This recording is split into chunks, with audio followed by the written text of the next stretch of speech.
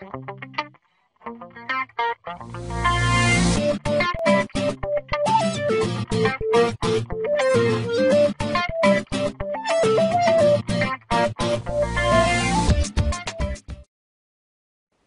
guys, and welcome to a video drop log by RuneScape, and today I'm going to be showing you a total of 100 drops from the new next boss, that is the Zaros boss. So in the background you'll see playing just a sequence of all 100 drops that I saw. Now it's not all the drops I've seen, some of them just weren't recorded or I missed the recording. But the 100 that I did record, you'll see here. Now, unfortunately, I obviously uploaded the video before of the Torva full helm drop.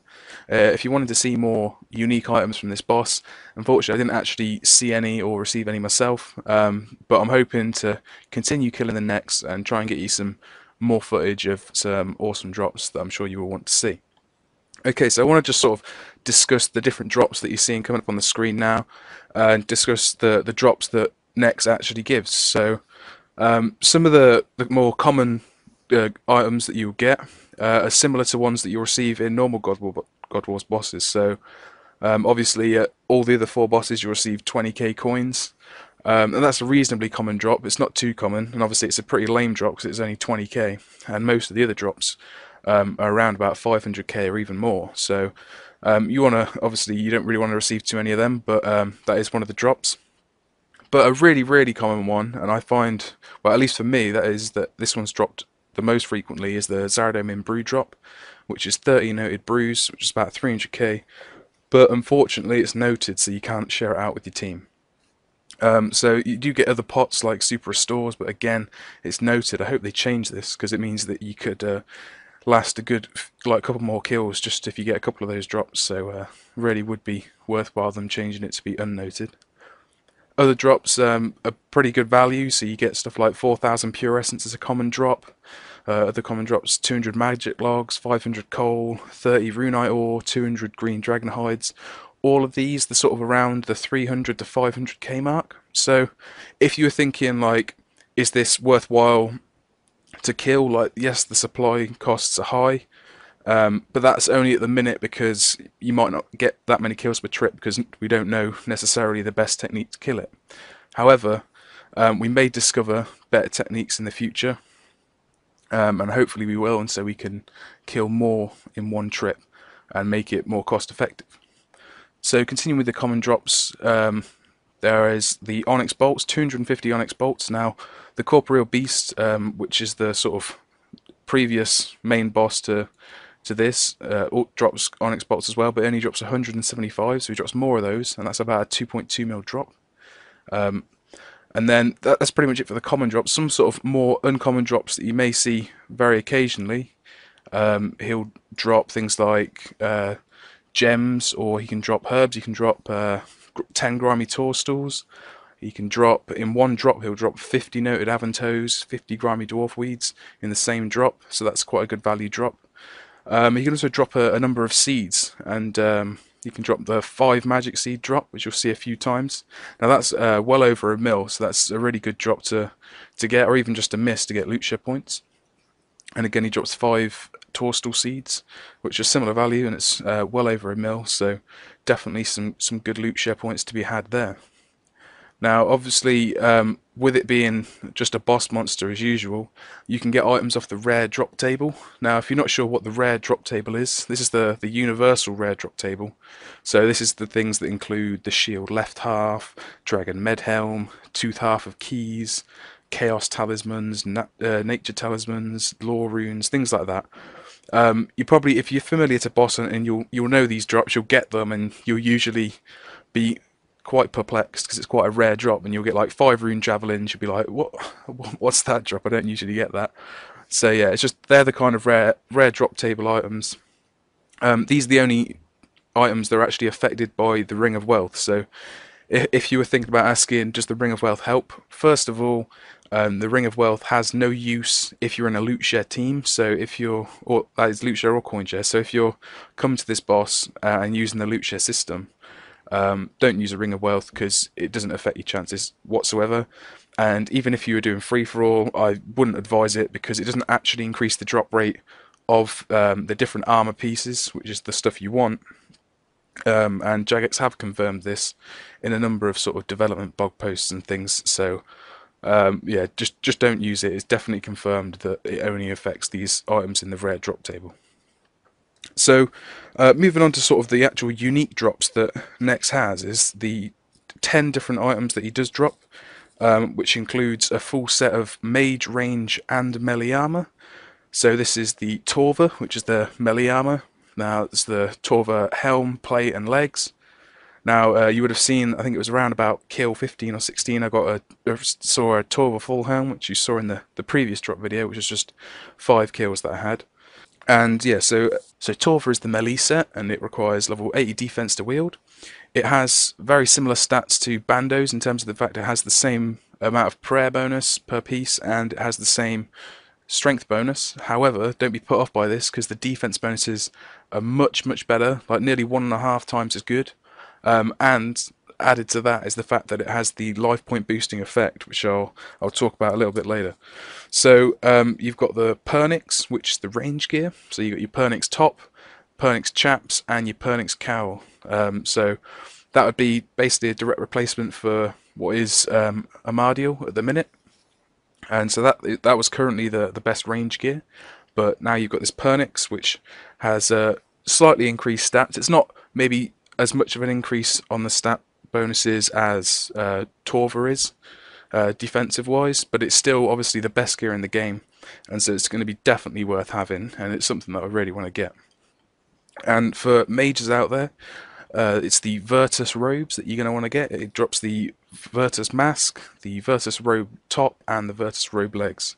So that's your set of mage gear. Now, no matter what set you have, or even if you have a different combination of pieces, so say if you had a Torva full helm, Pernix body and Virtus robe legs, if you have those 3 pieces on, you will have the full effect of the life point boosting effect. So the life point boosting effect is if you wear any of the helms, it will give you 66 life points above your maximum.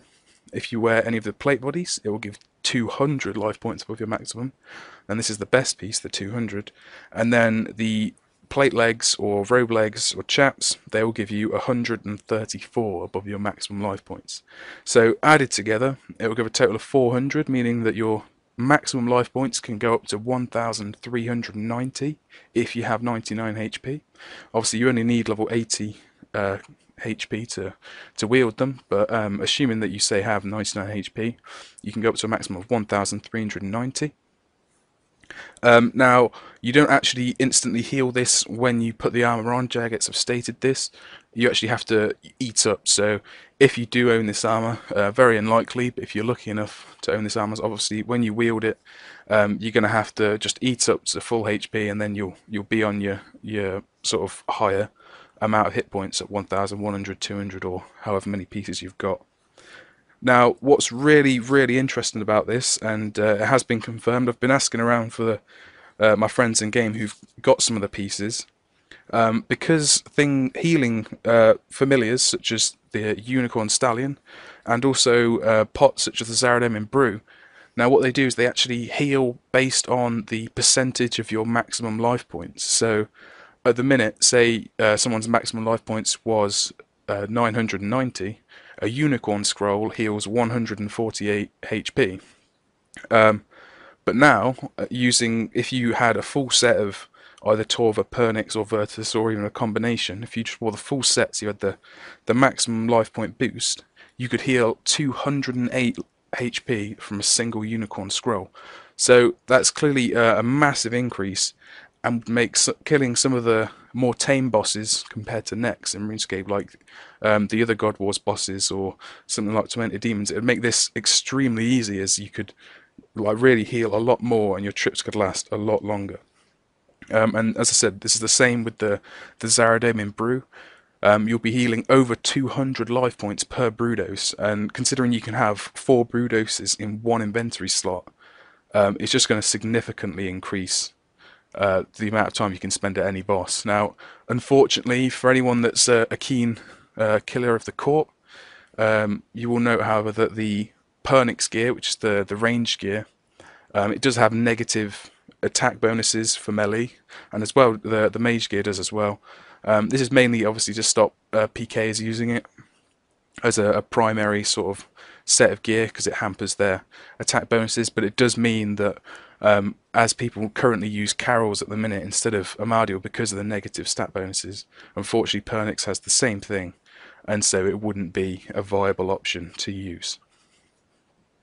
So I did say there was 10 items that this boss dropped, the 10 unique items. The 10th item is the Zarite bow. Now this has been sort of had a lot of speculation over it. People have been quite excited about this bow, as JaGeX did sort of state before the release of the Frozen Door and everything. They stated that this bow would be as strong as the Chaotic crossbow, and it would hit the same amount as Dragon bolts. So this bow does have an attack bonus of plus 120, which is the same as the Chaotic crossbow, and it has a range strength damage, I think, of 115. So it's a really quite a high sort of rate of damage that it can deal. Unfortunately, it is a bow and not a crossbow, so it is a two-handed weapon. But it could be very effective, especially just for training, because of the costs, the fact that it doesn't require any ammo. Now, with all of the 10 items, you will note that they do degrade. So, if you own a chaotic item from the Dungeoneering Awards, you'll know that, say, if you had a chaotic rapier, for example, the most common, if you fully degrade that, it costs you 2 million coins to repair it for 10 hours of combat. Now, this is the same with each of the pieces, and the same with the Zarite bow. So each of the pieces of armor and the Zarite bow, it has 100%. Sort of, it goes down in 1% stages, starts off with 100%, and if you fully degraded it, it would cost you 2 mil to repair each piece, which you can do on a player-owned house, or you can do it at the Bob's Axe Shop in Lumbridge. Now, if you have a high smithing level, you can actually reduce these costs, and so for high-level smithers, it's going to be a really good thing to be able to reduce those costs. So I'm coming towards the end of this video now. I hope you've enjoyed looking at these 100 drops. There is quite a comical end to this video. The wrath effect of the next boss kind of caught me off guard, and unfortunately I did die. But that's how it goes. So yeah, I do hope you enjoyed listening to this video. And please feel free to give it loads of thumbs up. If you give it enough thumbs up, I'll make sure to keep on killing necks, and I'll get some more drop videos out for you. Okay, thanks for watching.